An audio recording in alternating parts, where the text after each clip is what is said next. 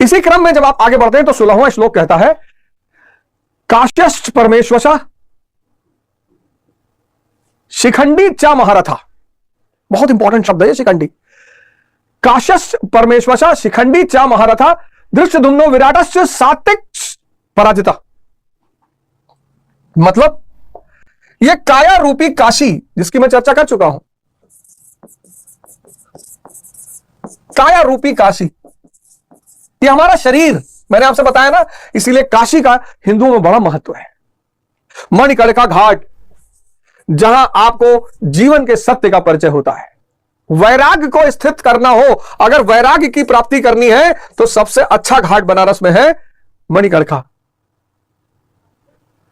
जिसको वैराग्य पर साधना करनी है, वैराग्य पर, वो मणिकर्णिका घाट पे जाकर बैठे। एक साथ 500 लाशें, 600 लाशें,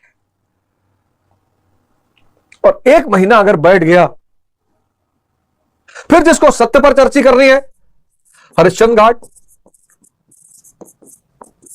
मणिकर्णिका घाट,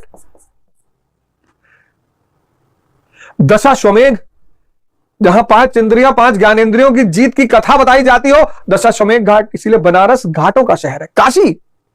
यह शरीर ही काशी है।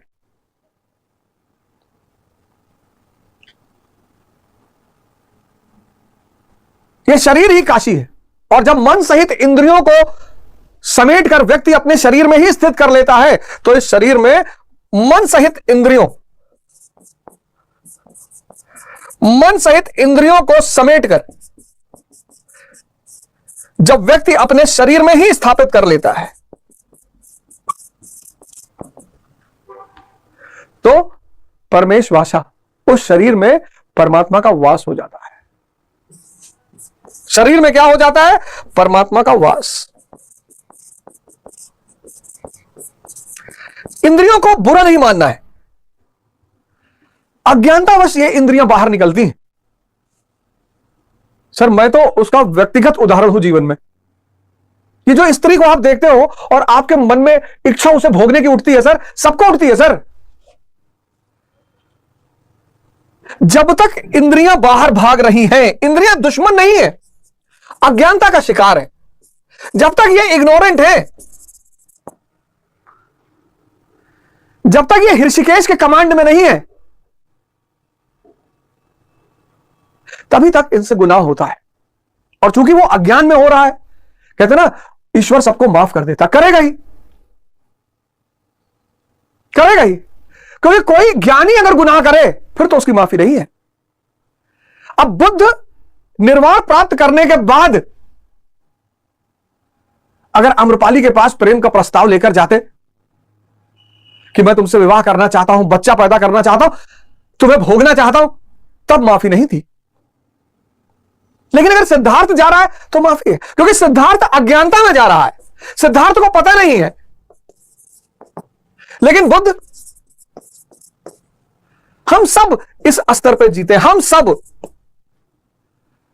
इसलिए मैं आपसे कहता हूं, पश्चाताप ना लाएं अपने मन में, तपस्या लाएं। पश्चाताप व्यक्ति को दुखी करता है, निराश करता है, दर्द देता है।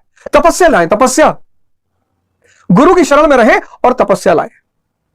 तो जब ये काया रूपी काशी मन सहित इंद्रियों को बाहर से समेटकर अपने अंदर ही स्थित कर लेता है, तब उस शरीर में परमात्मा का वास हो जाता है। इसलिए तो हम गुरु महाराज को भगवान श्री कृष्ण का अवतार कहते हैं। इस देश में जो भी जागृत हो गया वो श्री कृष्ण है, क्योंकि अब उसकी आत्मा पर किसका अधिकार है? ऋषिकेशा का। ऋषिकेशा यानी श्री कृष्ण। अब उसके जीवन की लगाम किसके हाथ में है? ऋषिकेशा के हाथ में। ऋषिकेशा यानी श्री कृष्ण। काया रूपी काशी। काशश्च परमेश्वशः शिखंडी चा महारथा। शिखंडी कहते हैं नपुंसक था और ये था और वो था। इस शब्द को समझ लीजिए, शिखंडी को। इस शब्द को अगर आप समझ गए, शिखंडी अनुराग के आगे है। अनुराग यानी अर्जुन। अनुराग यानी अर्जुन, अर्जुन के आगे है। और चैतन्य यानी श्री कृष्ण इनके पीछे है। गुरु महाराज ने लिखा कि आजकल लोग क्या करते हैं, बाल छिला लिए, शिखा सूत्र तोड़ लिए, आग जलाना बंद कर दिए, बोले हम सन्यासी।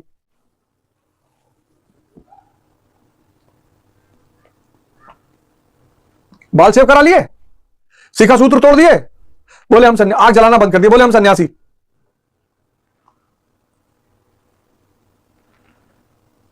और शिखंडी ने मारा किसको? तो सन्यासी बनेंगे कैसे? क्या है सन्यासी का मूल रूप और कौन है ये शिखंडी? आपका जो महाभारत का युद्ध होगा ना, उसमें इसकी बहुत बड़ी भूमिका होगी।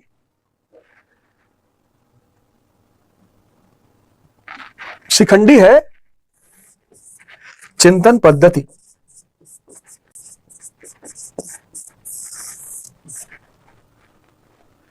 चिंतन पद्धति। अब बताओ, ये कोई अंग है शरीर का? नहीं। इसके पास अपनी कोई शक्ति है? नहीं। बस यही शिखंडी है।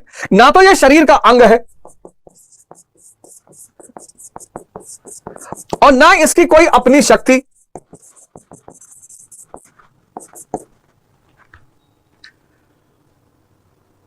ना तो यह शरीर का अंग है चिंतन पद्धति, और ना इसकी कोई अपनी शक्ति। तो यह हो गया शिखंडी, लेकिन है बहुत ताकतवर, है बहुत ताकतवर। आज का जो मनुष्य है, आप देखो, बच्चा मस्त है, युवा व्यस्त है और बुजुर्ग त्रस्त है। बच्चा मस्त है। क्यों? क्यों बच्चा मस्त है? इसको भोग अभी पैदा नहीं हुआ इसके अंदर, अभी दुर्योधन विकसित नहीं हुआ इसके अंदर। बच्चे के अंदर दुर्योधन अभी विकसित नहीं हुआ। तभी तो हम कहते हैं बच्चे मन के सच्चे, बच्चा मस्त है। अभी भोग इसके अंदर जागृत नहीं हुआ। क्यों? क्योंकि दुर्योधन अभी शक्तिशाली नहीं है।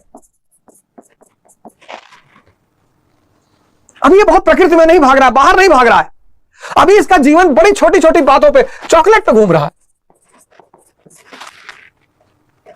अभी इसका मैं मजबूत नहीं हुआ है कि आपने इसको एक तमाचा मार दिया, ये आपसे बात नहीं करेगा। हाँ, ये फिर 5 मिनट आपसे बात करेगा।